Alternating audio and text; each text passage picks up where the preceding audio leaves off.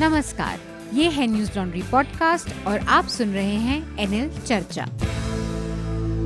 नमस्कार, मैं हूं अतुल चौरसिया। आपका खर्चा आपकी चर्चा हफ्ता दर हफ्ता हम एक बार फिर से लेकर आए हैं न्यूज लॉन्ड्री का हिंदी पॉडकास्ट एनएल चर्चा। चर्चा में आज हमारे साथ एक खास मेहमान हैं, सीएसडीएस के प्रोफेसर हैं संजय कुमार। संजय जी, स्वागत है चर्चा में आपका। धन्यवाद। इसके अलावा हमारे साथ हमारे न्यूज लॉन्ड्री के साथी स्तंभकार आनंद वर्धन है। आनंद, आपका भी स्वागत है। नमस्कार। मेघनाथ किसी वजह से इस हफ्ते चर्चा में नहीं आ पाए हैं, कुछ इमरजेंसी के हालात थे, तो वो इस चर्चा का हिस्सा नहीं है। हम अपनी चर्चा को शुरू करें उससे पहले जो सुर्खियां हैं और कुछ जानकारियां हैं वो हम अपने श्रोताओं को शुरुआत में ही साझा करना चाहते हैं। एक तो हमारे 2 एनएल सेना प्रोजेक्ट्स जो हैं इस समय अप हैं, तो उनको आप सपोर्ट कर सकते हैं। पहला एनएल सेना प्रोजेक्ट है जो हमारा महाराष्ट्र के पूरे अलग अलग जिलों में आई एक असाधारण जो बारिश की स्थिति थी, उससे आई बाढ़ और तमाम बड़ी मानवीय जो हानि हुई है, उसके ऊपर हमारा एनएल सेना प्रोजेक्ट है जिसमें हमारी ग्राउंड रिपोर्ट्स आ रही हैं लगातार। और दूसरा एनएल सेना प्रोजेक्ट है जो 2012 से लगातार चल रहा है, कश्मीर की कहानी करके न्यूज लॉन्ड्री का एक बहुत ही सैटारिकल एक कॉमिक बुक थी, तो वो अब अपडेट करने का एक मौका आ गया, क्योंकि पिछले 7-8 सालों में, पिछले 3-4 सालों में अगर हम देखें तो कश्मीर में बहुत कुछ बदल गया है, राजनीतिक हालात बदल गए हैं, वहां का माहौल बदल गया है। तो उसके अकॉर्डिंग इस पूरी जो जो कॉमिक बुक है, वो श्रृंखला है, उसको चेंज करना, उसमें नई चीजों को अपडेट करना है। तो ये 2 हमारे एनएल सेना प्रोजेक्ट हैं जिसमें आप हमारे जो सब्सक्राइबर्स हैं या जो हमारे न्यूज लॉन्ड्री के का प्रशंसक तबका है वो अपना योगदान दे सकता है। साथ में एक और छोटी सी जानकारी है जो कि न्यूज लॉन्ड्री और इंडिया डाटा पोर्टल आईडीपी की जो फेलोशिप होती है, जो देश के अलग अलग जो हिस्से में हम अलग अलग भाषाओं के जो रिपोर्टर्स हैं, पत्रकार हैं, स्थानीय भाषाओं में जो उनसे ग्राउंड रिपोर्ट इस फेलोशिप के तहत हम उनसे मंगाते हैं, तो ये फेलोशिप भी अब फिर से शुरू हुई है। तो अलग अलग मराठी, उड़िया, तेलुगु, जहां से भी, मतलब जिन भी भाषाओं में के लोग हैं, तो इस पूरी फेलोशिप का मकसद ये है कि स्थानीय भाषाओं की रिपोर्टिंग को थोड़ा मजबूत किया जाए, डाटाबेस रिपोर्टिंग। और इस पूरी फेलोशिप में आईडीपी की जो अपनी वेबसाइट है उसका बहुत एक्सटेंसिव डाटा है तमाम विषयों पर, कृषि पर, एनर्जी पर, अलग अलग जितने भी सेक्टर्स हैं उन डाटा का इस्तेमाल करके आप इस फेलोशिप को पा सकते हैं। तो उसकी एप्लीकेशन की तारीख भी अब शुरू हो गई है। मैं जल्दी जो विषय हम आज चर्चा में इस्तेमाल करने वाले हैं, जिन पर चर्चा कर सकते हैं, उनकी बारे में हमारी जानकारी एक बार अपने श्रोताओं को जल्दी से दे देता हूं। मद्रास हाईकोर्ट ने एक महत्वपूर्ण फैसला दिया है जिसके तहत उन्होंने जो ऑल इंडिया मेडिकल कोटा था उसमें जो 27% ओबीसी आरक्षण की बात कही गई, सरकार ने संस्तुति की थी, उसको अपहेल किया, उसको मंजूरी दी है। लेकिन उसने 10% जो ईडब्ल्यूएस कोटा है उसको उस पर उसने ये कहते हुए रोक लगाई है कि ये जब तक सुप्रीम कोर्ट की इस पर अंतिम फैसला नहीं आता तब तक इसे संवैधानिक नहीं माना जा सकता। तो इसके इर्द गिर्द बहुत सारी चीजें हो रही हैं, जो रिजर्वेशन की पॉलिटिक्स अचानक से पूरे चर्चा में आ गई है। केंद्र की जो सरकार है वो अपने ओबीसी क्रेडेंशियल्स को बढ़ चढ़ कर दिखा रही है। जो जाति की जो बार जनगणना है, जो सेंसस होना है, उसकी भी बहुत सारी चीजें अचानक से चर्चा में हैं, और जातिवार जनगणना होनी चाहिए नहीं होनी चाहिए, इसको लेकर राजनीतिक वर्ग में एक बड़ा एक एक्टिविटीज और देखी जा रही है। जो भारतीय जनता पार्टी की समर्थक पार्टियां हैं एनडीए की, वो भी इसके पक्ष में उतर आई हैं, और भारतीय जनता पार्टी का इसको लेकर एक नकारात्मक रुख है कि जातिवार जनगणना के वो पक्ष में नहीं है। तो ये एक मसला है जो कि जिसके बहुत सारे आयाम हैं, तो हम इस पर विशेष तौर पर कोशिश करेंगे कि बात करें और चीजों को समझने की कोशिश करेंगे, क्योंकि हमारे साथ संजय जी भी हैं सीएसडीएस से और आनंद भी हैं। तो इन दोनों लोगों के जानकारियों के जरिए हम इस पूरे मसले को थोड़ा सा समझेंगे। एक और महत्वपूर्ण जो घटनाक्रम हुआ है पिछले हफ्ते, वो है कि नेशनल मॉनेटाइजेशन पाइपलाइन, इसका ऐलान कर दिया है केंद्र सरकार ने। जो वित्त मंत्री निर्मला सीतारमण है, उन्होंने इस योजना के तहत अब सरकार की परिसंपत्तियां हैं, जो पब्लिक एसेट्स हैं, उनको मोनेटाइज करेगी, यानी उनसे पैसे बनाने की कोशिश करेगी और इसके तहत कोई डेडलाइन मेरे ख्याल से अगले 4 साल जो 2024 का फाइनेंशियल ईयर होगा उस समय तक 6 लाख करोड़ रुपए इससे इकट्ठा करने का एक टारगेट है भारत सरकार का। और ये एक काफी बड़ी रकम है जो कि भारत के कुल जो ओवरऑल बजट है उसका 6वां हिस्सा है, तो एक बड़ी महत्वपूर्ण चीज है ये। इसके अलावा एक बड़ी घटना इंदौर से सामने आई हमारे पिछले हफ्ते, जिसमें हमने देखा कि एक मुस्लिम चूड़ी बेचने वाले लड़के की बहुत निर्मम तरीके से पिटाई हुई। और इस तरह की घटनाएं बहुत आम हम तौर पर बार बार देख रहे हैं, रिपीट हो रही हैं, जहां पर सांप्रदायिकता के नाते या नफरत के उसमें समुदाय विशेष के लोगों को, जाति विशेष के लोगों को टारगेट किया जा रहा है। ये भी उसी तरह की एक घटना है और इसमें भी उसी तरह की चीजें सामने आई हैं अमूमन, जिससे सामने आती हैं कि पुलिस ने इस मामले में ईमानदारी से कार्रवाई नहीं की। पुलिस, अब कुछ लोग मोरल पुलिसिंग कर रहे हैं, कुछ लोग एक तरह से कानून के ऊपर एक कुछ ऐसी संस्था के तौर पर ऑपरेट कर रहे हैं कि कौन क्या बेच सकता है, किसको बेच सकता है, क्या पहन सकता है, इस तरह की चीजों को डिक्टेट किया जा रहा है। और पुलिस ने इस मामले में जो पीड़ित था उसी को अल्टीमेटली फिलहाल गिरफ्तार करके जेल में डाल दिया है। पॉक्सो एक्ट जैसी बहुत गंभीर धाराएं उसके ऊपर लगाई हैं। तो इस मामले पर भी हम चाहेंगे बात करें। एक्टिविस्ट उमर खालिद जो कि दिल्ली दंगों के मामले में जेल में हैं, तो उन्होंने दिल्ली कोर्ट को बताया है कि पुलिस ने उनके जो वीडियो क्लिप हैं वो बेसिकली भारतीय जनता पार्टी के एक नेता के द्वारा शेयर किए गए और फिर कुछ मीडिया चैनल्स ने उसका इस्तेमाल किया और उसको आधार बनाकर पुलिस ने गिरफ्तार किया है। तो एक तरह से ये अब बहुत ही फ्रेजाइल, कमजोर ग्राउंड पर खड़ा हुआ केस दिखने लगा है अचानक से ये पूरा मसला। इसमें पत्रकारिता के ऊपर भी एक बड़ा सवालिया निशान खड़ा हुआ है कि किसी नेता ने अगर कुछ किसी ऐसे तीसरे शख्स ने कोई फैक्ट आपके सामने रखा है तो उसकी फैक्ट चेकिंग किए बिना, क्रॉस चेकिंग किए बिना, एडिटोरियली इसको वेट किए बिना आप कैसे किसी तरह से किसी उसको इस तरह के मामलों में सीधे कसूरवार ठहरा सकते हैं। तो ये टेलीविजन मीडिया के ऊपर भी बड़ा सवाल है। इसके अलावा एक और बड़े घटनाक्रम के तहत उत्तर प्रदेश सरकार ने जो 2013 में मुजफ्फरनगर के जो सांप्रदायिक दंगे हुए थे उनके 77 मामलों को वापस ले लिया है। जो केसेस दर्ज थे उनको वापस ले लिया है। सीनियर एडवोकेट जो विजय हंसारिया हैं, वो एमआईके क्यूरी हैं इस मामले में, उन्होंने सुप्रीम कोर्ट को ये जानकारी दी है।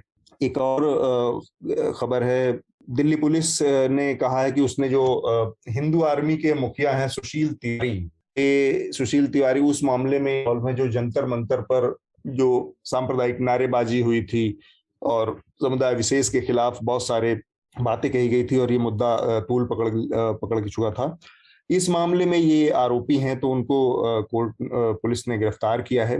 ये कुछ महत्वपूर्ण मुद्दे हैं जिनके बारे में हम कोशिश करेंगे बात करें। मैं एक और घटनाक्रम है महाराष्ट्र में, जहां पर नारायण राणे जो कि पूर्व शिवसैनिक हैं लेकिन अभी फिलहाल वो भारतीय जनता पार्टी के नेता हैं और केंद्रीय कैबिनेट के मंत्री भी हैं, उन्होंने एक ऐसा बयान दिया उद्धव ठाकरे के बारे में और उसके बाद राजनीति महाराष्ट्र की गर्म आ गई और उनके खिलाफ बहुत सारी एफआईआर दर्ज हुई, उनको गिरफ्तार भी किया गया, फिर बाद में जमानत भी दी गई। तो महाराष्ट्र की राजनीति में एक महत्वपूर्ण घटनाक्रम हुआ है। बातचीत की शुरुआत मैं चाहता हूं कि हो, उससे पहले एक छोटा सा कमेंट आनंद, संजय, आप दोनों लोगों से मैं जानना चाह रहा था कि ये जो घटना इंदौर की हमारे सामने आई, जिसमें कई फैक्ट आए सामने और न्यूज लॉन्ड्री ने उस पर एक बहुत ही डिटेल्ड इन्वेस्टिगेशन किया है।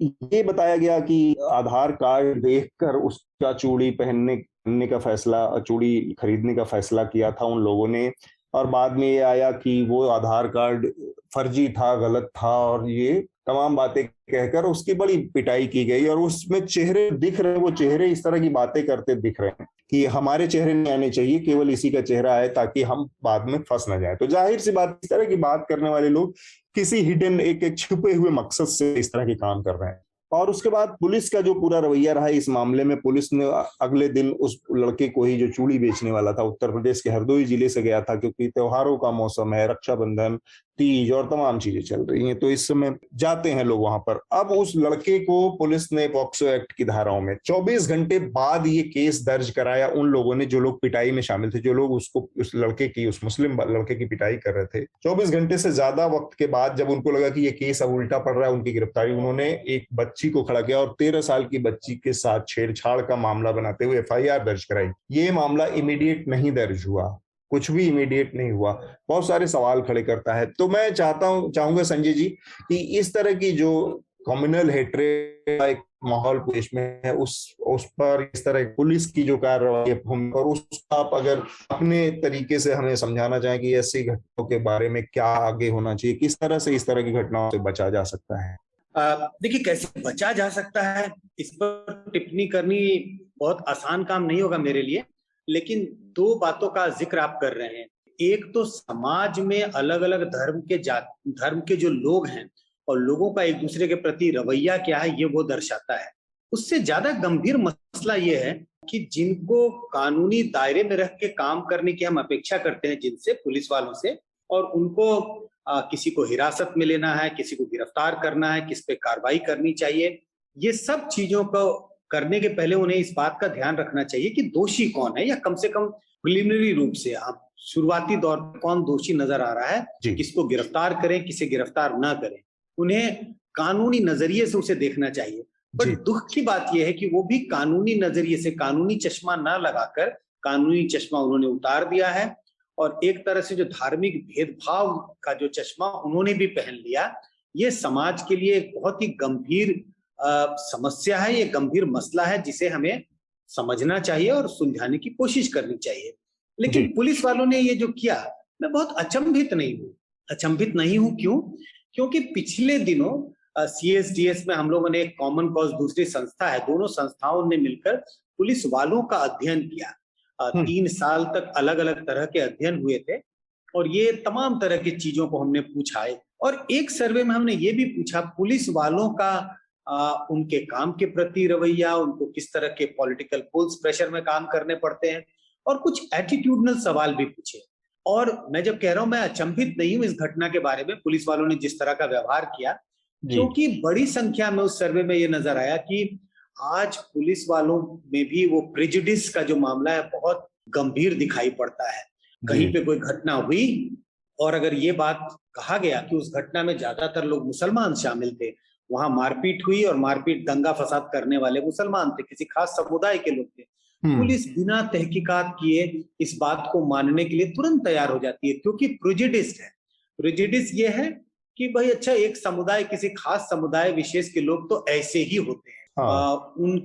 उनकी एक तरह से सोच ऐसी है, उनके कारनामे ऐसे होते हैं, वो तो दंगा फसाद में वही लोग शामिल होते हैं।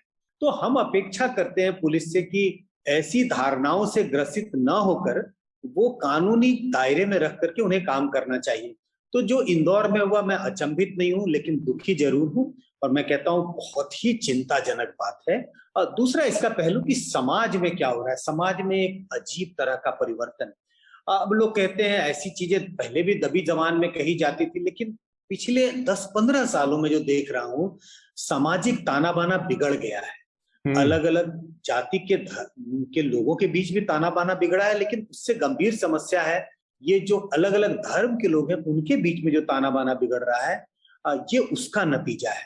आज आप कहीं भी, हम जब चर्चा करते हैं लोगों से और सरकार के कामकाज और तमाम तरह की चीजों पे जब चर्चा होती है, तो लोग ये कहते हैं कि वो सरकार के कामकाज से शायद बहुत संतुष्ट हो, ना संतुष्ट हो, लेकिन उन्हें लगता है कि आज का जो माहौल है, जिस भी तरह से वो, जिस भी कारण से बना हुआ माहौल, लोगों को लगता है ये बड़ी अच्छी उपलब्धि है कि हमने जो अल्पसंख्यक समुदाय के लोग हैं उन पर हमने अपना वर्चस्व जमा लिया है, उन पर हमने अपनी धाक जमा ली है, उनको दबा दिया है।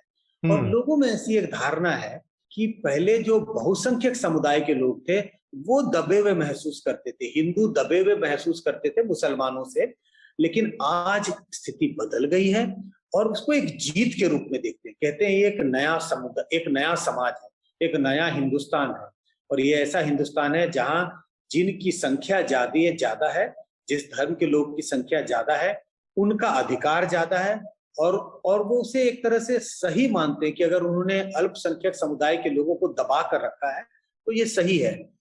अब सही और गलत तो किसी एक इंसिडेंट के आधार पे देखा जा सकता है। कोई अगर घटना घटती है उसमें हो सकता है बहुसंख्यक समुदाय के लोग भी जिम्मेदार हो सकते हैं, अल्पसंख्यक समुदाय के भी लोग जिम्मेदार हो सकते हैं। लेकिन अगर ऐसी धारणा बन जाए कि सही जो है वो अल्पसंख्यक समुदाय के लोग कभी सही नहीं होते और जो बहुसंख्यक समुदाय के लोग हैं वही हमेशा सही हैं, ये धारणा जो है समाज के लिए बहुत ही खतरनाक है।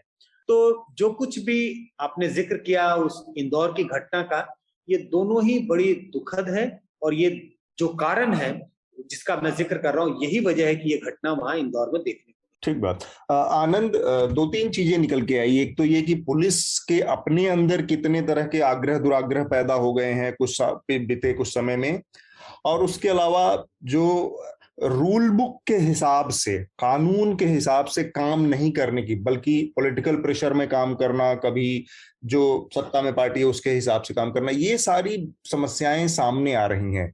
आपका क्या अपना आकलन है कि इस तरह की घटनाओं को से पुलिस हमेशा क्यों मतलब एक ब्लैक स्पॉट में दिखती नजर आती है हमें? हाँ, तो इसमें जो मुख्य बातें हैं उस पर संजय जी ने विस्तार से बताया है और वो बहुत हद तक मैं उससे सहमत हूँ। और उसमें एक दो तीन चीजें और हैं कि जैसे उन्होंने बताया कि केस स्पेसिफिक होना होगा पुलिस को उसके सत्यापन के लिए, किस समुदाय या समुदाय नहीं भी इन्वॉल्व हो तो किस समूह जो एक स्थान पर है उसकी बात सही है। और जैसे अभी इंदौर की एक घटना की चर्चा हो रही है, अब ऐसे स्थानीय समाचार पत्र उठाएंगे या जो भी आपके समाचार के स्रोत हैं तो कई तरह की ऐसी घटनाएं रोज सैकड़ों आती हैं। कोई नेशनल टेलीविजन या नेशनल मीडिया में ज्यादा प्रमुखता से सामने आ जाता है, लेकिन कई तरह की ऐसे स्कैन कीजिएगा लोकल न्यूज़पेपर्स तो कई तरह की आएंगी। तो एक तो पुलिस का पूर्वाग्रह पे आप लोग संजय जी ने बताया कि एक कोई समुदाय विशेष या एक मेरे ख्याल से स्थान विशेष को भी लेकर पूर्वाग्रह होते हैं कि, और उसके कई कारण हैं। मेरे ख्याल से भारत जो है में जो शक्ति संचय है, शक्ति प्रदर्शन है, वो स्फीयर्स ऑफ इन्फ्लुएंस में बट गया है कि एक स्थान पर मान लिया जाता है कि यहाँ भाई ये समूह इतना जो मजबूत है, दबंग है कि वो जो कानून का कोई नेट है तो उसको तोड़ते हुए निकल जाए। तो वो कई बार जाति समूह हो सकती है, कई बार एक समुदाय हो सकता है, वो अल्पसंख्यक हो या बहुसंख्यक हो। उसी को लेकर पुलिस में भी एक धारणा बन गई है कि उस जो नेट से निकलने वाला जो वर्ग है कानून के, उसको लेकर अब जैसे इसमें पहले जैसा कि रिपोर्ट्स में आया कि उसको पीटा गया, बाद में एक समूह ने आरोप लगाया कि ये एक फेक नाम से, एक हिंदू नाम से व्यापार कर रहा था। या तो इस तरह के तथ्य एक फॉर्मूला तहत भी फिट हो जाते हैं। जी। तो वो है। फिर एक पुलिस में अवधारणा है कि घेटो कल्चर का, कि एक पर्टिकुलर घेटो में जो है एक लोगों में संभावना है कि अल्पसंख्यक समाज जहाँ मजबूत है वहाँ घेटो में पुलिसिया राज नहीं चलता, वहाँ पुलिस भी जाने से डरती है। अभी हाल में इसी साल एक किशनगंज पुलिस की एक घटना आई जो वेस्ट बंगाल से सटे हुए एक बॉर्डर डिस्ट्रिक्ट में जो अल्पसंख्यक मुस्लिम समाज के जहाँ ज्यादा लोग रहते थे उस गांव में एक ऑटो थेफ्ट में पुलिस गई और वहाँ जो कि डीएसपी जो कि खुद एक मुस्लिम समुदाय से आते हैं, उन्होंने कहा कि वहाँ मस्जिद से ऐलान किया गया कि चोर आ गए हैं और एक उसमें सब इंस्पेक्टर की पीट के हत्या हो गई। तो इस तरह की छोटे मोटे घटनाएं जो हैं इस फॉर्मूला को और रीइंफोर्स करती हैं कि जो पुलिस में पहले से पूर्वाग्रह है एक अल्पसंख्यक समाज के खिलाफ और स्फीयर्स ऑफ इन्फ्लुएंस को लेकर जो थियरी है उनमें, तो उसको और पुख्ता करती है। लेकिन जैसा संजय जी बोल रहे थे कि केस स्पेसिफिक होना पड़ेगा। बहुसंख्यक समाज का कहीं अपना जो है दबंगई और लठ बुद्धि का और या लठ जोड़ का शासन चाहती है। तो पुलिस का एकमात्र जो है उसमें जो सहारा होना चाहिए, रूल बुक होना चाहिए। Exactly. और रूल बुक होना चाहिए। और संजय जी ने वो तो एक सेल्फ एविडेंट ट्रुथ है कि किसी भी समूह के लोग हमेशा सही या गलत नहीं, या तो वो उस पर जो है नहीं जाके जनरलाइजेशंस पे जाती है। और एक मानसिकता वही है कि स्फीयर ऑफ इन्फ्लुएंस जो है जहाँ जो मजबूत है उसके एक कई बार जो पब्लिक ओपिनियन ज्यादा वहाँ हो गया, उसके प्रेशर में भी काम कर जाता। हाँ, लेकिन ये जो पब्लिक ओपिनियन का मसला है, इसमें हम अक्सर देखते हैं कि ये पब्लिक ओपिनियन का मसला हमेशा ज्यादातर पुलिस के मामले में वो अल्पसंख्यक समाज के खिलाफ ही आता है। बहुसंख्यक समाज के खिलाफ इस तरह के ओपिनियन को से वो इन्फ्लुएंस नहीं होती, बल्कि दिल्ली पुलिस को लेकर बहुत सारी कोर्ट की टिप्पणियां हाल फिलहाल में आई हैं कुछ दिनों में, उसको वो पुलिस की पूरी कार्यप्रणाली पर बहुत सारे सवाल भी खड़े करती हैं। एक महत्वपूर्ण बातचीत निकलकर यही आई सामने कि असल में उन सब समस्याओं का इलाज यही है कि पुलिस जो है वो पेशेवर तरीके से रूल बुक को फॉलो करे। समस्या जो भी घटना आ रही है उसको कानून के दायरे में देख, कानून के दायरे से बाहर जाकर जब इन्फ्लुएंस होकर देखी जाती है तभी इस तरह की दिक्कतें आ रही है। और इस समय ये घटना, ये इस तरह की प्रवृत्ति पुलिस में बहुत बहुत व्यापक तौर पर फैल गई है, ये निकल कर आता है। हम अपने जो अगला हमारा महत्वपूर्ण विषय है उस पर हम बढ़ते हैं, जो कि जाति आधारित जनगणना का मसला है। इसके अलावा रिजर्वेशन का मसला है। कई पहलू हैं इसके, हमने पहले भी कई बार इस पर बात की है। सबसे पहले जो मद्रास हाई कोर्ट का निर्णय है कि ये जो 10% जो इकोनॉमिकल वीकर सेक्शन है उसको रिजर्वेशन देने का जो मसला है, उस पर उसने कहा है कि जब तक सुप्रीम कोर्ट की संस्तुति इस पर फैसला नहीं आ जाता तब तक ये असंवैधानिक है।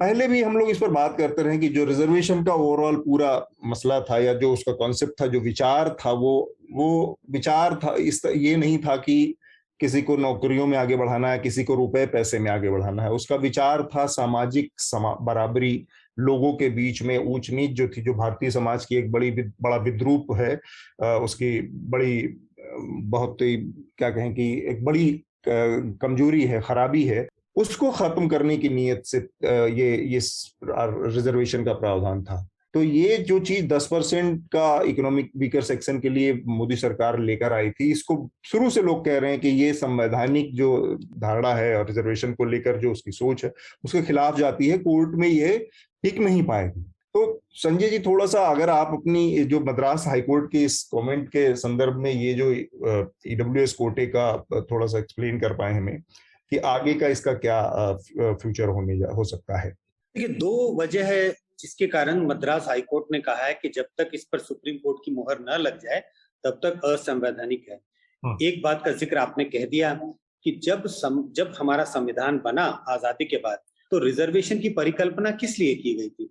रिजर्वेशन की परिकल्पना आर्थिक असमानता दूर करने के लिए नहीं थी, वो सामाजिक असमानता दूर करने के लिए थी। इस वजह से पहले दलितों और आदिवासियों के लिए रिजर्वेशन का प्रावधान किया गया और बाद में मंडल कमीशन आयोग की सिफारिश लागू की गई वीपी सिंह सरकार के द्वारा, और उसमें भी सामाजिक असमानता दूर करने के लिए उसे लागू किया गया। सिर्फ उसमें एक नया एलिमेंट लाया गया, क्रीमी लेयर का, क्योंकि जिस समाज के लोगों को रिजर्वेशन दिया जा रहा था उस समाज के लोगों की सामाजिक असमानता दूर करने के लिए उसमें ये पाया जा रहा था कि उसमें आर्थिक असमानता बहुत थी। लेकिन ये जो 10% ईवीएस कोटा लाया गया, ये सामाजिक असमानता दूर करने के लिए कतई नहीं है। हाँ। ये इकोनॉमिक असमानता दूर करने के लिए है, जिसका प्रावधान संविधान में कहीं नहीं है, इसका कोई जिक्र अगर संविधान में नहीं है, इस वजह से इसको चैलेंज किया जा रहा है। और मद्रास हाईकोर्ट इस पर उन्होंने अपनी चुप्पी साधी हुई है और वो कहते हैं कि भाई इससे सुप्रीम कोर्ट से हरी झंडी मिलनी चाहिए, तभी इसकी मान्यता होगी। दूसरी वजह एक और ये भी है, सुप्रीम कोर्ट ने अपने एक पुराने आदेश में ये तय किया है कि किसी भी सूरत में रिजर्वेशन, सेंट्रल गवर्नमेंट नौकरियों में रिजर्वेशन 50% से ऊपर नहीं जा सकता। अगर हम कैलकुलेट करें कि कितना रिजर्वेशन दलितों के लिए, आदिवासी के लिए और ओबीसी के लिए है, तो वो तकरीबन 50% के आसपास चला जाता है, 49.5% है जी। ऐसी स्थिति में जैसे ही आप 10% रिजर्वेशन ईडब्ल्यूएस कैटेगरी के लिए, इकोनॉमिकली वीकर सेक्शन के लोगों के लिए वो 50% की सीमा को पार कर जाएगा, वो 60% की सीमा को टच कर जाएगा। तो वो सुप्रीम कोर्ट के अपने पुराने फैसले के खिलाफ जाता है। तो इन्हीं दो वजहों से मुझे लगता है कि मद्रास हाईकोर्ट ने अपनी ऐसी टिप्पणी की है कि अभी हमें कुछ इंतजार करना चाहिए, और जब तक इस पर सुप्रीम कोर्ट की मुहर न लगे तो यह असंवैधानिक, इसे मद्रास हाईकोर्ट ने कहा यह असंवैधानिक दिखता है। ठीक बात। आनंद, आपका अपना टिप्पणी इस मसले पर? कई जैसे 50% वाले रूल को कई राज्य सरकारों ने पहले भी तोड़ दिया है, तो उसको हाँ, लेकिन वो राज्य, मेरे ख्याल से वो सेंट्रल गवर्नमेंट की नौकरियों के लिए ही वो सीमा है, इसलिए राज्य सरकारें उसको अपने हिसाब से थोड़ा बहुत मोड़ करती रहती हैं। जी जी जी। तो उसको अब इक्का दुक्का राज्य नहीं है जो ने इसे तोड़ा है, कई राज्यों ने तोड़ा है। तो दो चीजें हैं कि एक तो अब इसका कॉन्स्टिट्यूशनल मैकेनिज्म में एक तो उत्तर आए कि इसको कहाँ जगह मिलनी चाहिए, और अगर ये जो बेसिक स्ट्रक्चर का इस तरह का जो एफर्मेटिव एक्शन है, अगर बेसिक स्ट्रक्चर में इसका कोई फॉर्मूलाइक पोजीशन बेसिक स्ट्रक्चर का भाग नहीं है, तो एक कॉन्स्टिट्यूशनल अमेंडमेंट से भी इसे इकोनॉमिकली वीकर सेक्शन को उसमें शामिल किया जा सकता है। इस पर सुप्रीम कोर्ट कॉल लेना कि दूसरी बात है कि ये भी पहला प्रयास नहीं है ईडब्ल्यूएस का। आपको याद होगा कि 70 के दशक में मुंगेरी लाल कमीशन जो बिहार में बैठी थी ओबीसी रिजर्वेशंस के लिए, उसने इकोनॉमिकली वीकर सेक्शन ओबीसी के जाति समूहों के अलावा ईडब्ल्यूएस की बात उसमें भी की थी, और कर्पूरी ठाकुर का फॉर्मूला नवंबर 1978 में आया था, उसमें इकोनॉमिक वीकर सेक्शन की भी बात थी। तो ये बहुत ही पुराना एक मसला है, लेकिन चूंकि संजय जी ने बताया कि संविधान में जो अवधारणा है और जो वह है socially and educationally backward, not economically backward, socially, और जो ऐतिहासिक रूप से पिछड़े हैं, ऐतिहासिक प्रक्रिया में जो पिछड़ गए, हिस्टोरिक प्रोसेस में डिसएडवांटेज हैं जी, सोशल और एजुकेशनल टर्म्स में, उनके लिए इकोनॉमिकली नहीं। इकोनॉमिक जो पिछड़ेपन की जो अवधारणा है वो एक जैसे कहिए कि इकोनॉमिक आधार पे वो एक तरह से संकुचित है, बहुत संकुचित इस सेंस में है कि इसमें कई प्रोसेसेस को नहीं मिलता, और विस्तार वाला ये है कि इसमें कई जातु समूह जो क्लेम कर लेंगे, तो एक कॉम्पिटिटिव बैकवर्डनेस की प्रक्रिया शुरू हो जाएगी, क्योंकि सब तो अपने को पिछड़ा ही घोषित करने में रहेंगे। और दूसरा है कि इस देश में जो डॉक्यूमेंटेशन की हालत है, उसमें 8 लाख वगैरह से कम इनकम ग्रुप का सर्टिफिकेट बनवा लेना ये बहुत मामूली सी बात है। ज्यादातर इसमें सर्टिफिकेट फर्जी ही बन रहे हैं, और अब ये नहीं कहा जा सकता है कि चूंकि व्यवस्था दुरुस्त नहीं है इसका प्रावधान मत करो, व्यवस्था को दुरुस्त करो और प्रावधान भी चले, ये एक अलग तर्क हो सकता है। लेकिन मेरे ख्याल से सर्टिफिकेशन को दुरुस्त किए भी इस तरह के प्रावधान कितना हद तक उचित है, इस पर भी मुझे शंका है। तीसरी बात यह है कि इसमें जो ओबीसी, जैसे अभी जो शायद आगे आप चर्चा करेंगे, सेंसस जो कास्ट सेंसस की बात चल रही है, उसमें उस नेट में कई लोग जो रिजर्वेशन से, कई जाति समूह जो रिजर्वेशन से वंचित हैं, उनका जो है अब एकमात्र उनके लिए आ गया है कि ईडब्ल्यूएस के थ्रू क्लेम करें। तो इसमें अब या तो ओबीसी में उनको कैटेगराइज किया जाए या ईडब्ल्यूएस में, लेकिन अब ये तर्क जो है कास्ट सेंसस वाले भी देने लगेंगे कि चूंकि ईडब्ल्यूएस में ऐसे भी बहुत जाति समूह क्लेम कर ही रहे हैं, तो क्यों नहीं इनकी गणना करके इनको इंस्टीट्यूशनलाइज कर दिया जाए ओबीसी में। ठीक बात है, उस पर हम अभी आते हैं, जो कि कास्ट बेस्ड जो सेंसस जनगणना का मसला है, क्योंकि उसमें तो बहुत सारे राजनीतिक दल भी अब कूद पड़े हैं, तो उसको राजनीतिक पहलू से भी थोड़ा डिस्कस हम करेंगे। एक और इसका पहलू है कि सुप्रीम कोर्ट का, क्योंकि ये अपील सुप्रीम कोर्ट में है जो ईडब्ल्यूएस 10%, कई और मसले हैं, मतलब बिना हम सुप्रीम कोर्ट के ऊपर किसी तरह का उस आक्षेप या किए ये बात कहना चाह रहे हैं चाह में कि ये महत्वपूर्ण मुद्दे हैं, चाहे ये 10% का जो मसला है इकोनॉमिकल सेक्शन के लिए सुप्रीम कोर्ट में लंबित है, इलेक्टोरल बॉन्ड का मसला है जो कि इलेक्टोरल पॉलिटिक्स की पारदर्शिता और उसके अंदर जिस तरह की चीजें हैं उससे महत्वपूर्ण, इस तरह के तमाम जो जरूरी मुद्दे हैं उस पर कोर्ट में इतने लंबे समय तक उसका लटके रहना कई बार मतलब हित में नहीं होता लोगों के। उसकी मजबूरियां क्या है? क्या जरूरी नहीं होता कि सुप्रीम कोर्ट कुछ चीजों को प्रायोरिटाइज करे जो कि वास्तव में ज्यादा एक लार्जर, जिनका फलक है, दायरा है, चीजों को इम्पैक्ट करने का, चीजों को प्रभावित करने का? संजय जी। देखिए, हमें लगता है सुप्रीम कोर्ट के नजरिए से भी हमें देखना चाहिए। हम बार बार इस बात का जिक्र करते हैं, पढ़ते हैं कि जजों की संख्या में कितनी कमी है। तो एक तो इसकी वजह बहुत साफ है कि जजों की संख्या जितनी होनी चाहिए उतनी है नहीं, जजों की संख्या में कमी है, और केस की संख्या जो वो लगातार बढ़ते जा रही है। और दूसरी बात यह है, मैं ये जरूर मानता हूं कि किसी तरह के प्रावधान होने चाहिए, कुछ इसके लिए सरल उपाय होना चाहिए।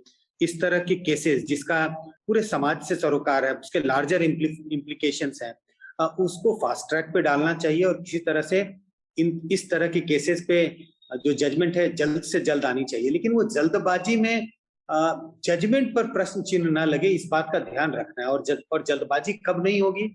एक कानूनी प्रक्रिया होती है और उस कानूनी प्रक्रिया में कुछ ना कुछ तो समय लगेगा, रातों रात तो नहीं हो सकता। और ऐसी चीजों का आप जिक्र कर रहे हैं, ऐसी चीजों का हम जिक्र कर रहे हैं जो एक समस्या गंभीर है। मैं कहता हूं कि किसी को बुखार है तब तो उसको आप पैरासिटामोल दे देंगे, वो बुखार उसका उतर जाएगा। 2-3 दिन में जब बुखार होता है, वायरल फीवर होता है, वो व्यक्ति ठीक हो जाता है। लेकिन जब किसी को गंभीर बीमारी होती है तो एक्सपर्ट डॉक्टर को भी उनका इलाज करने में काफी समय लगता है। कई बार 2-2 महीने, 3-3 महीने, कई बार लोग साल भर इलाज कराते रहते हैं और तब भी बीमारी पूरी तरह से ठीक नहीं होती। वैसे ही स्थिति जिन मुद्दों का हम जिक्र कर रहे हैं, ये ऐसे मुद्दे हैं जैसे ही इस पर सुप्रीम कोर्ट में मतलब केस आएगा तो तमाम तरह के कानूनी दांव पेच, एक तरह से एविडेंस, काउंटर एविडेंस आएंगे, तो कुछ तो समय लगेगा। लेकिन कुल मिलाकर मैं ये जरूर कहूंगा ऐसी पहल सुप्रीम कोर्ट की भी होनी चाहिए और सारे पक्ष जो इस तरह के केसेस या तो दायर कर लड़ रहे, उनकी भी कोशिश होनी चाहिए कि इस तरह के मुकदमों का फैसला जल्द से जल्द आए जो पब्लिक इंटरेस्ट में हो। बिल्कुल। आनंद, आपको क्या लगता है? एक तो है कि कॉन्स्टिट्यूशनल बेंच जो है फॉर्म करने में सुप्रीम कोर्ट का एक रवैया रहा है कि काफी समय लेता है। जो खासकर जो संवैधानिक मामलों पर या जो इश्यूज जुड़े हुए हैं वो शुरू बहुत दशकों से यही रहा है। ये कॉन्स्टिट्यूशनल बेंच जो है फॉर्म करने में एक रिलक्टेंस सा भी दिखता है। एक तो कि वो बेंच थोड़ी बड़ी होती है, मेरे ख्याल से मूलतः 5 लोगों की होनी चाहिए, 5 न्यायाधीशों की। और जैसे ईडब्ल्यूएस मामला जो है, मेरे ख्याल से इसमें कॉन्स्टिट्यूशनल इश्यूज भी हैं।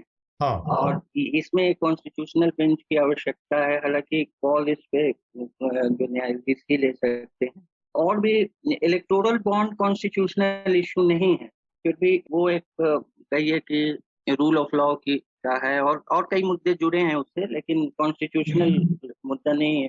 तो एक तो है कि प्राथमिकता पहले कॉन्स्टिट्यूशनल इशू बेंच की होनी चाहिए कॉन्स्टिट्यूट करने की, क्योंकि उसमें स्पष्टता जरूरी है, क्योंकि एक मार्गदर्शन के तौर पे कि और वो एक प्रेसिडेंट भी तय करता है, और प्रेसिडेंट वो जो हाई कोर्ट्स हैं वो सबके लिए भी जरूरी है कि तय हो। तो वो तो है कि जो प्राथमिकता है वो तय करने में एक दूसरी पहल की जरूरत। बिल्कुल।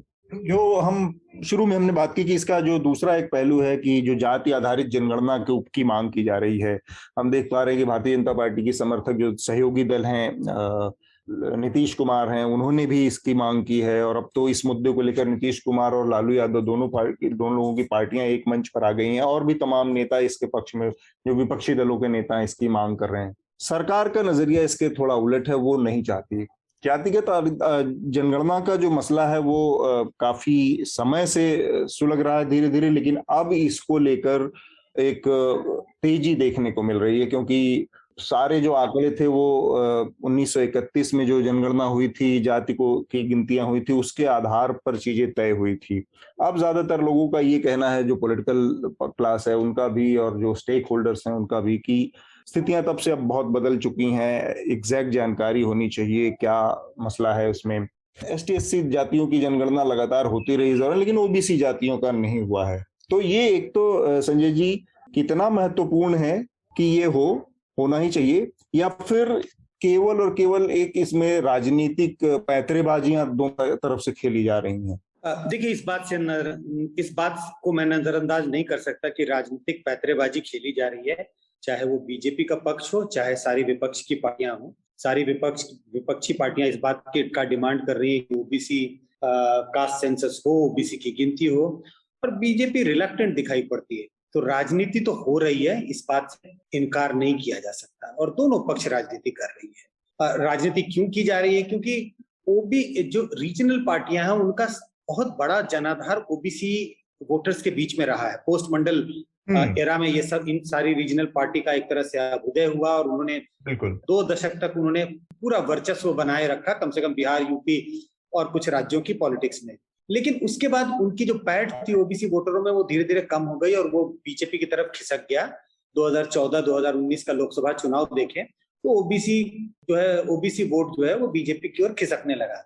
अब रीजनल पार्टियों को ये लग रहा है, अगर ओबीसी की गिनती हुई तो अब उनकी संख्या कितनी होगी ये तो हम अभी कह नहीं सकते, लेकिन ये जरूर है कि ये 27% से ज्यादा है। ऐसी स्थिति में रीजनल पार्टियों को लग रहा है उनको एक मुद्दा मिल जाएगा, वो ओबीसी के लिए जो रिजर्वेशन की जो सीमा है 27.5%, उसको बढ़ाने की डिमांड करेंगे। वो बढ़ेगा या नहीं बढ़ेगा, संवैधानिक होगा, असंवैधानिक होगा, उस पर चर्चा होती रहेगी, लेकिन कम से कम उन्हें एक मुद्दा मिल जाएगा जिसको लेकर के वो लोगों के बीच जाएंगे और ओबीसी में पुनः अपनी पैठ बढ़ाने की कोशिश करेंगे। बीजेपी इसी के लिए ये नहीं चाहती, क्योंकि बीजेपी अभी भी आश्वस्त नहीं है कि ओबीसी वोट बैंक जो उन्होंने बनाया है अपना 2019 के चुनाव में, वो अभी भी परिपक्व है या नहीं। मुझे लगता है बीजेपी इस बात से डर रही है कि अगर ओबीसी की गिनती हुई और रीजनल पार्टियों ने इसको मुद्दा बना लिया, तो ये जो ओबीसी के बीच में उन्होंने जो अपनी पैठ बनाई है वो खिसक जाएगा। वो अभी भी फ्लूइड है, बीजेपी आश्वस्त नहीं है।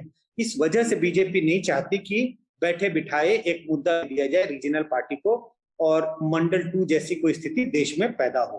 अब जो सवाल का दूसरा हिस्सा है कि ऐसा होना चाहिए या नहीं होना चाहिए, दोनों बातें इसके पक्ष और विपक्ष में रखी जा सकती, लेकिन मैं संक्षेप में ये कहना चाहूंगा, नहीं करने की वजह क्या है, इसमें रिलक्टेंस होने की क्या वजह है? अगर एक बार गिनती कर ही ली गई तो उसमें क्या नुकसान होगा?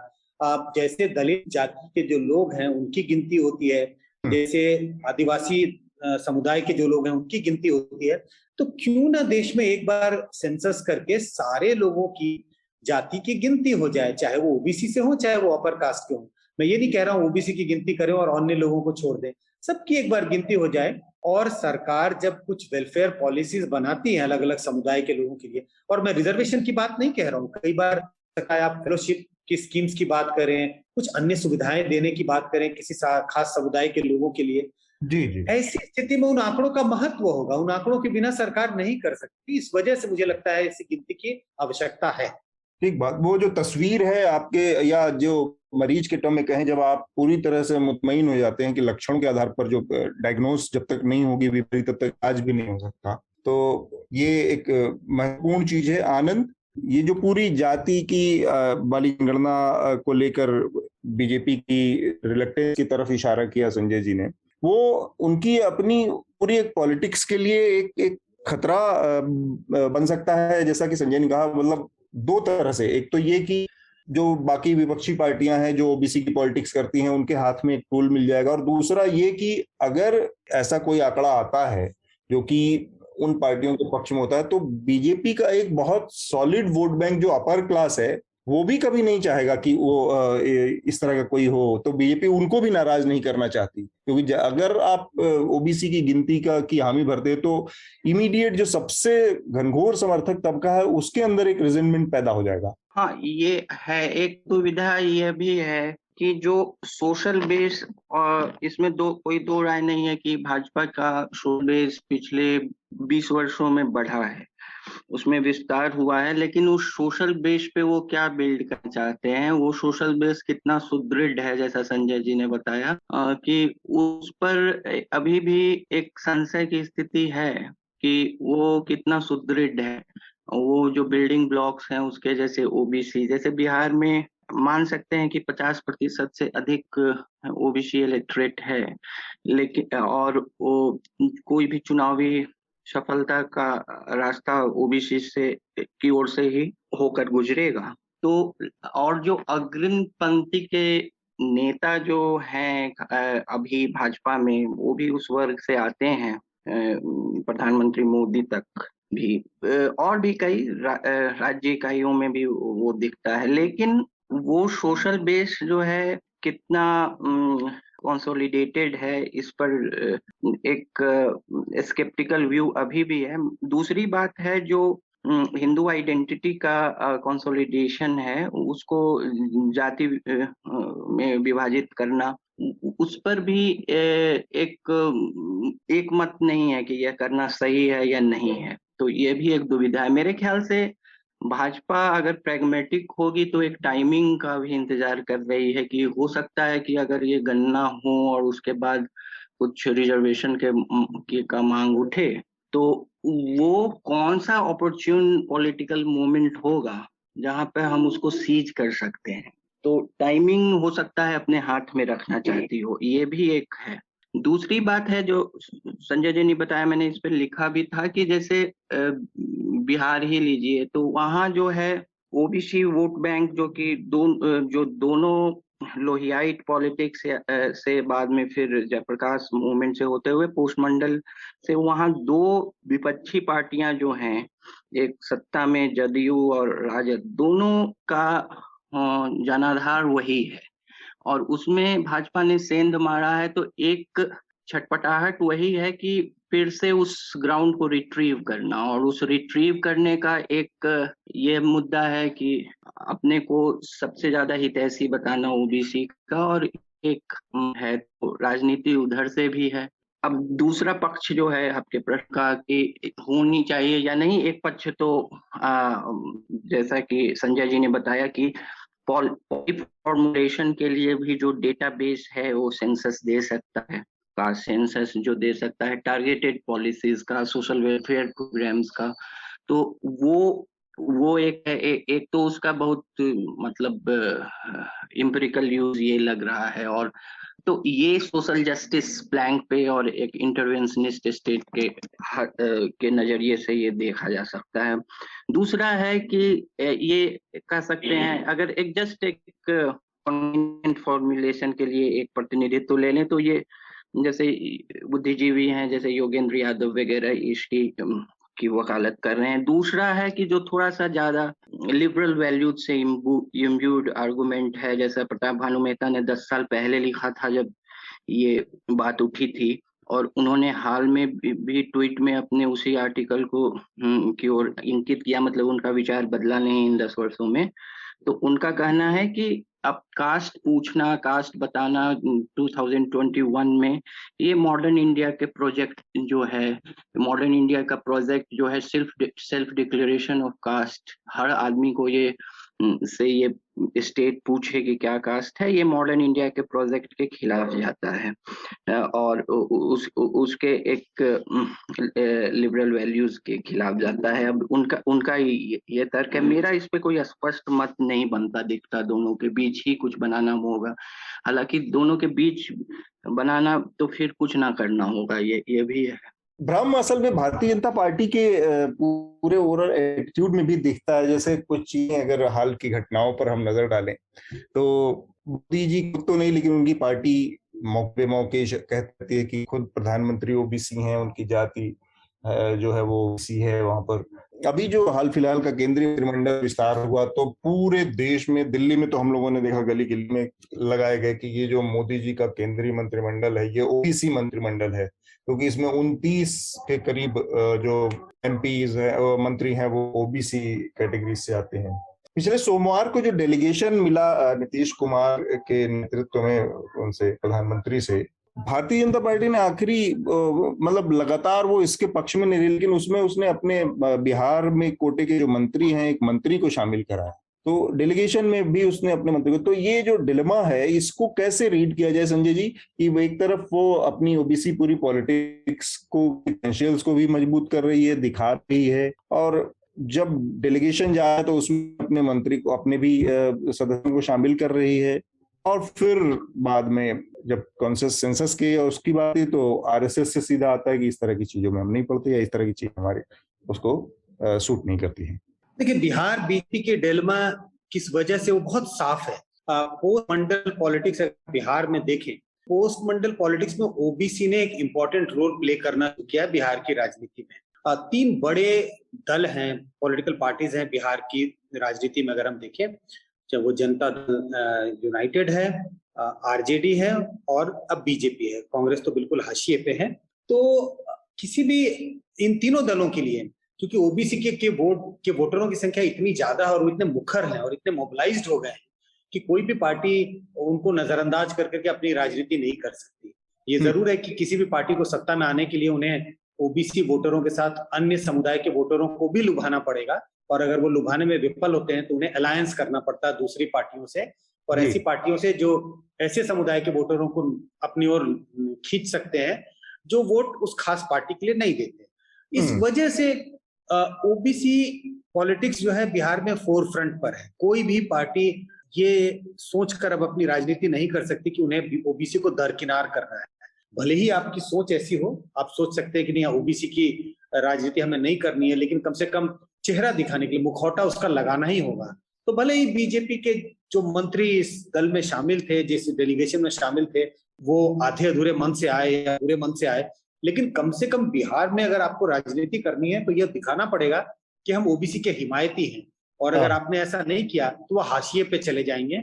यही मजबूरी रही है बिहार की इस डेलीगेशन में भी उन्हें आना पड़ा। हालांकि उनका सेंट्रल लीडरशिप है वो ओबीसी सेंसस कराने के पक्ष में दिखाई नहीं पड़ता।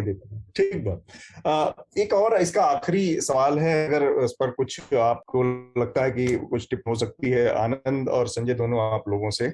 ये मसला ऐसा है कि अभी तो ये मुट्ठी बंद है कि पता नहीं है कि नंबर ज्यादा आएंगे कम आएंगे, लेकिन जिस दिन ये नंबर्स आ जाते हैं, सपोज कि ये जाति के आधार पर जनगणना हो जाती है और सबके नंबर्स आ जाते हैं, इसके बाद एक दूसरी बहस शुरू होगी जो कि फिर से रिजर्वेशन की और उसके रीस्ट्रक्चरिंग की बात होगी।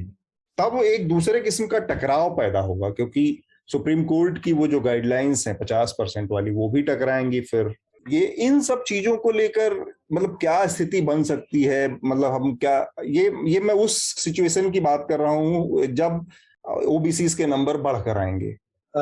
निश्चित रूप से यही अंदेशा है बीजेपी को कि 27% तो बिल्कुल ही नहीं है, उससे ऊपर है। वो 50 है या 45 है या 40 है या 50 से भी ऊपर है।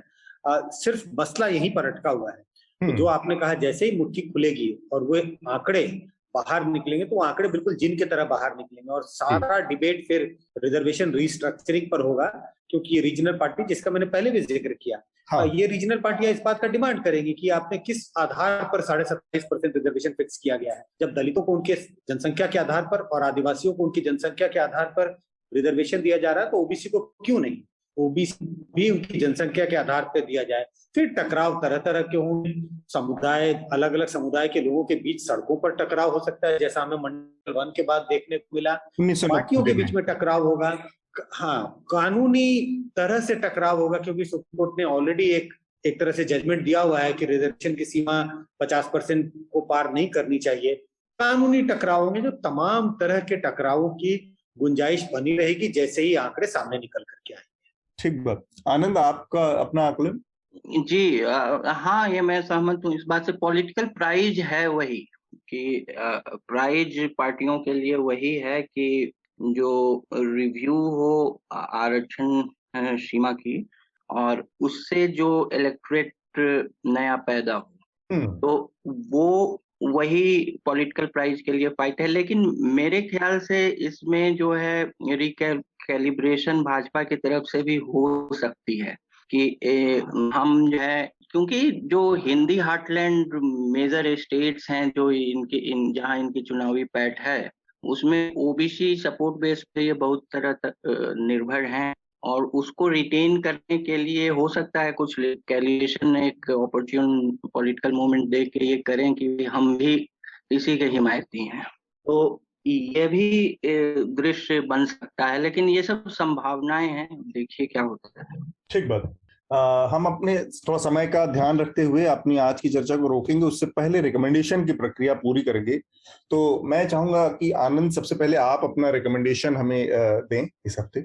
नहीं, संजय जी यहाँ हैं तो इन्होंने post Mandal politics in Bihar की बात की। इनकी एक किताब है सेज पब्लिकेशन पर जी, मेरे ख्याल से 2018 में आई थी, और वो एक सीरीज के अंतर्गत थी। जब लोकसभा चुनाव 2019 के रनअप में सेज ने अलग अलग राज्यों के मतलब राजनीतिक विश्लेषण पर एक किताब निकाली थी, तो संजय जी ने बिहार वो लिखी थी।